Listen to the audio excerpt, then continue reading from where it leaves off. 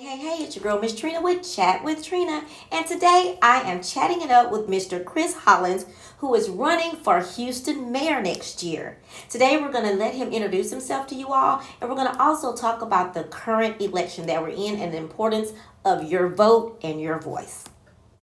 Hello, everybody. This is Miss Trina with Chat with Trina, and I want to thank y'all for making the choice to click in. And as you know, well, you should know that we are in voting season. And I hope everybody has early voted. I did, so I hope you guys got out.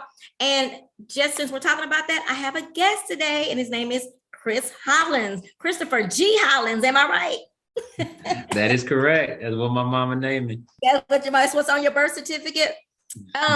So I want him to introduce himself and everything, but before I let him introduce himself and talk about about him running for mayor, I want to read something that I really like that's on his page. When I envision our future, I see the safest major city in America with the strongest local economy. I see a city where my children are valued for who they are and what they can contribute, not based on their color, their skin, who they worship, or who they love. I see the best city in America to live, work, and raise a family. And those are my sentiments. I love my city. I think we should be the Mardi Gras. We should have the Mardi Gras in our city. I love our city, right? So I just want you to go ahead and introduce yourself, tell us who you are, and then let us know why you have decided to run for mayor. Absolutely. Well, first of all, thank you, Trina, for bringing me on. Good to be here. Good to be talking with you. But again, my name is Chris Hollins. I'm running to be the 63rd mayor of the city of Houston, Texas. And listen, I am from Houston, born and raised. I'm a fourth generation Houstonian. I'm raising my kids as fifth generation Houstonians, and I hope to raise my grandkids as sixth generation Houstonians. And so I really love this city. I got my blue and orange on today for the Astros, trying to get them to tough it out. But look, growing up here, southwest side of town, my father was a police officer who served the city in uniform for 34 years. My mother, who had a career as an administrative assistant, her true passion was children. And she and my father, in addition to raising me and my two sisters, opened the doors of our home to more than 20 foster children. And so, what they impressed upon me by their example was that we should be doing everything that we can to help those around us when we have the opportunity. And so, my background professionally, I'm a lawyer today. I'm an Obama alum. I worked in the White House back after he was elected in 2009. But most of my career I spent as a management consultant. And my job was to solve really challenging problems. And, brought not only the learnings that I picked up as an alum of Morehouse College, of Harvard Business School, of Yale Law School, but also things that I learned learned on the job, from helping for-profit companies to figure out how to improve their bottom lines, how to better serve their customers, and then helping government agencies to transform the way that they operated to achieve their missions, which is to serve us, right? The voters, the taxpayers, the residents of these communities, the citizens of the United States. And ultimately, I brought that knowledge and experience to serving as your county clerk. We're in the 2022 midterms, as you mentioned when you kicked off the show. But back in 2020, during the presidential election, the most important election of our lifetimes, we also found ourselves in a really tough predicament, which was a global pandemic that had shut us down, that was keeping us indoors, that had us fearing for our lives and for our safety. And so my job when I served as county clerk in 2020 here in Houston, in Harris County, was to ensure that people could exercise their constitutional right to vote and could do so without risking their lives, right? Without putting their safety and the safety of their families at risk. And so, we did that through innovation. We created things like drive-through voting, where anyone who wanted to could cast a ballot from the safety and convenience of their vehicles. Like 24-hour voting, where our doctors, our nurses, our first responders, those who were working essential jobs at grocery stores, stocking shelves till 2 and 3 in the morning, those people, we gave them the opportunity to vote at a time that was convenient for them and for their busy schedules. Some of them working 2 and 3 jobs to put food on the table for their families. We kept our seniors safe. We encouraged them to vote by mail. And as Donald Trump was dismantling our United States Postal Service, we created online tracking of mail ballots so that in the same way you track your Amazon package to your doorstep, you could track your ballot to us and have the peace of mind that your vote was being counted. And so we brought in these innovations to solve these challenges. We overcame not only the obstacles presented by the pandemic, but man-made obstacles by our Texas government that did not want to see this diverse city and county voting at its full strength. We fought lawsuits. We fought anything that they put in our path to protect your vote. And ultimately, nearly 1.7 million people in Harris County were able to cast a ballot. And we made sure that every single one of those votes counted. And so today, that same vision, that same ability to manage a large operation, to transform the way it works to better serve you. We did that in 2020 under a bright spotlight in a really, really difficult predicament. We want to do it now to make this a safer city. We want to do it now to make this a city of more opportunity, not just for some, but for all. And we want to do it to make this a city that's getting better and better every single day, with investments in people, with investments in infrastructure, so that my 2 kids can grow and thrive in a better Houston.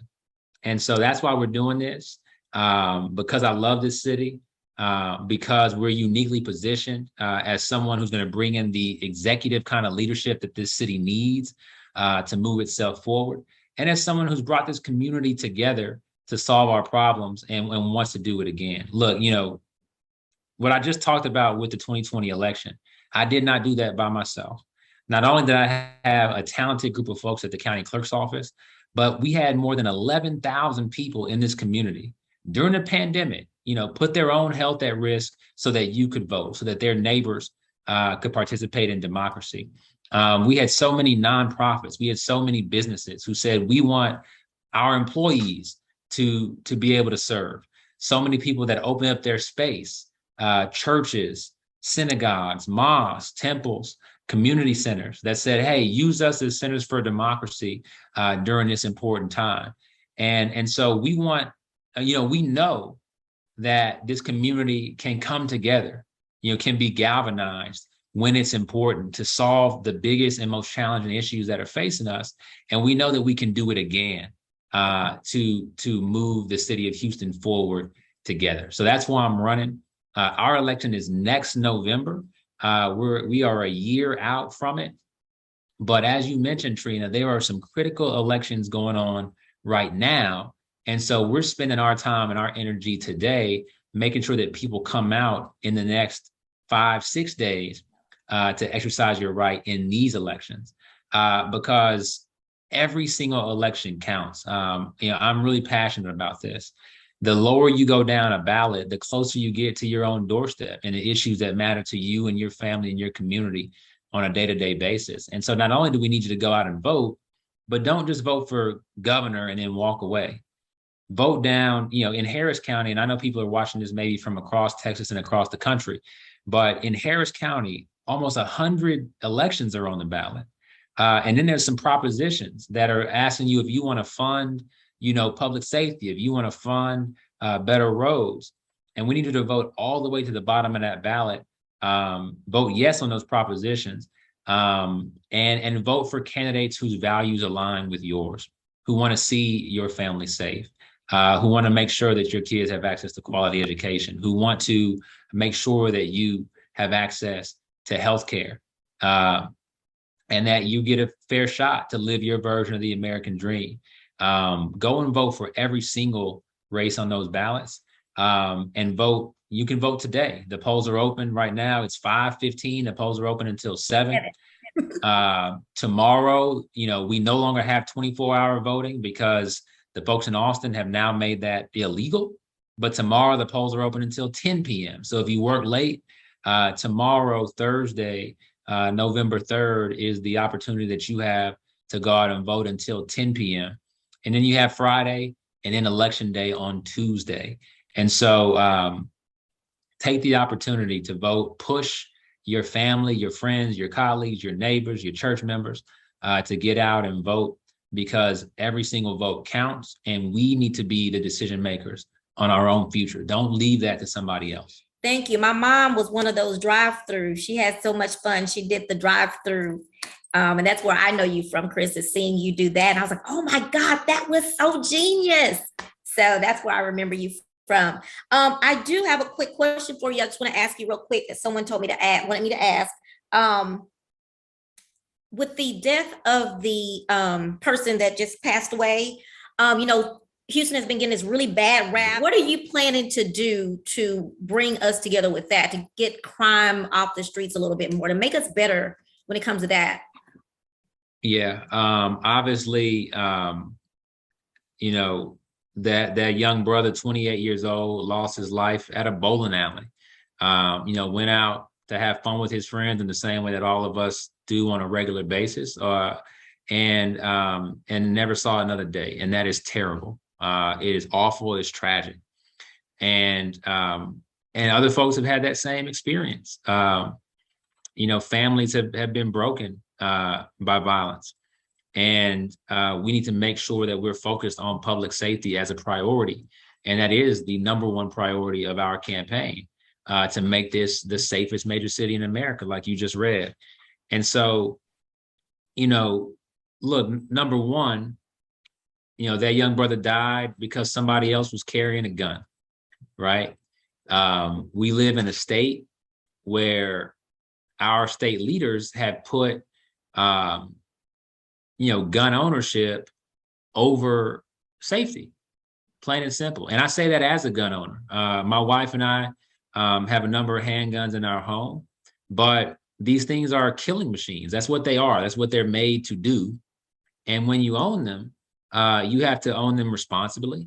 You have to store them responsibly. You have to use them responsibly. And hopefully you end up in a situation where you don't have to use them.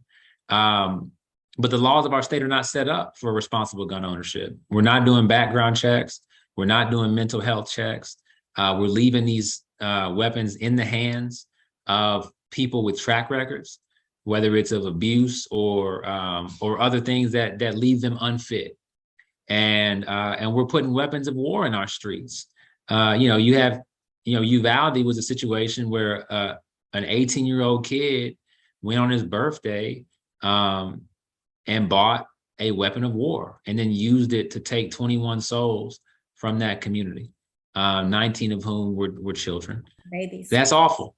And so we need to be fighting to push for responsible gun ownership, number one. But beyond that, we have to make sure that in the same way that any service that's being provided to us, like let's take the county clerk's office. When I was county clerk, we needed to have the resources that were necessary to us to do that job. And then we needed to hold ourselves accountable for delivering. Police are no different. Police, if we expect them to help keep us safe, they need to have the resources to be able to do that job. And then we need to hold them accountable for delivering on that safety mission. And that's, frankly, folks from different parties, when you talk about giving police resources, some people are shocked by that. And we shouldn't be shocked at giving people resources to do their job. And on the other side, you have people who are shocked by the concept of holding people accountable for doing their job. That's absurd. And so we should just be coming from a practical standpoint of how do we achieve safety, not only through HPD, but partnering with folks at the county level. And that's why these elections are so important. The sheriffs, the constables, the school district police, the metro police. How can we all come together in a way that's going to keep this city safe and the surrounding areas? How do we use technology better when we're short on manpower? Because we know that HPD doesn't have the number of officers that it needs right now to run at full strength. And again, are we measuring the impact that we're having, and are we gearing the way that we run our operation towards achievement of those goals? and again, that's not unique. That approach is not unique to public safety, but it's critical that we manage safety in that way, and move towards, and we have been moving towards making this a safer city. Crime is down across the board from last year, but there's a ways to go, and we have to keep pushing. I know Mayor Turner has been committed to that. I know Chief Finner and all of HPD have been committed to that, and we need to just continue in that direction. What is something that anyone can do for you right now for your campaign after the election? Look, right this moment, you can go to chrishollins.com and click that donate button and give to our campaign. We have to raise millions of dollars to run this race. I'm proud to say that we cleared the 7-figure mark at our very first fundraising deadline. We had well over $1 million, well over 1.1 to be exact. We did that with your help, and we had more total contributions and more small dollar contributions than any campaign in Houston's history. Wow. That shows a level of enthusiasm for this brand leadership. That shows a level of support that this campaign is going to continue to have. And we want you to be a part of that. And so we need that, whether it's $1, whether it's $5, or whether it's $500, please make a contribution to help us build out this movement for the city of Houston. Definitely. The other thing you can do is stay in touch on social media. You said it, so you said my whole government, Christopher G. Hollins. So my on social media, it's CG Hollins. That's on Twitter, on Facebook, on Instagram, on TikTok.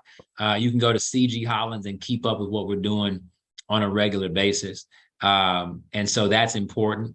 And if you go to our website to volunteer, to give a contribution, you'll also see a volunteer button. You'll also see a stay updated button. You can click on those and stay in touch with us in those ways and support in those ways. And then one last thing that's critical right now, there is a group called Women for Hollins. That group is made up of now more than 500 women who are powering this campaign, not only going to make sure that we're successful in this race, but are going to ensure that women are at the center of the Hollins administration and that our policies are centered around supporting women across the board. And so we need you to be a part of that. You can go either on Facebook and just type Women for Hollins in the search, and you'll see a group that you can join there. Or you can go to chrishollins.com/WFH. That stands for Women for Hollins. chrishollins.com/WFH to join there. So those are some ways that you can be effective and impactful on this race. But stay close to us. If you want a yard sign, reach out. If you want a T-shirt, we have a store, and that's on the website as well. But there's so many ways to have an impact here. But again, in the near term, vote in this election, because if we're going to move Houston forward in the way that we want to, we need partners at Harris County who are going to be helping us in good faith. We need folks in state office who, instead of attacking Houston and Harris County, are going to be trying to help the residents of Houston. And so your vote can make that difference. And so I encourage y'all to get out if you haven't yet. Thank you, Chris, again. And guys, please take heed. Make sure you get out there and vote. You have tomorrow until 10, which I didn't know. I've been telling y'all 7 every day, but till 10, and then Friday, and then y'all know Tuesday, that's it. And don't wait till Tuesday, because you just never know. Car breakdown, I don't know, whatever. So let's get this done Thursday and Friday. Let's get it done, and then we'll be done with it. And make sure that you go all the way down the ballot. There are 1 million pages. I'm just joking. There's a lot of pages. So make sure that you're patient and just go all the way through the ballot. He mentioned the propositions. Don't do like me. I got there and I forgot about the propositions and I was so confused. But vote yes. That tells you there right now. Just know that. Vote yes. Thank you, Chris, so much. And I can't wait. I'm excited about working with you through your campaign. Thank you so much for joining me tonight. Thank you, Trina. God bless everybody. Go Astros and go vote. All righty. See y'all soon. Bye. Thank you again, Chris, for taking a moment of what I know is a super busy schedule during this time, which makes me even more appreciative of you and your team for helping me make this happen. Thank you for coming on and introducing yourself to my audience, talking to them about your platform, but also for encouraging them to participate in the current election and helping them to know how important their voice and their vote is to our community. Thank you again, and I can't wait to serve on your campaign in any way that I can. Thank you, good luck, and we'll see you soon. Guys, don't forget to go to youtube.com/chatwithtrina. Please subscribe and then hit the little bell so you can be notified when I upload a new video. Guys, don't forget your voice and your vote, it does count. So get out and make it happen.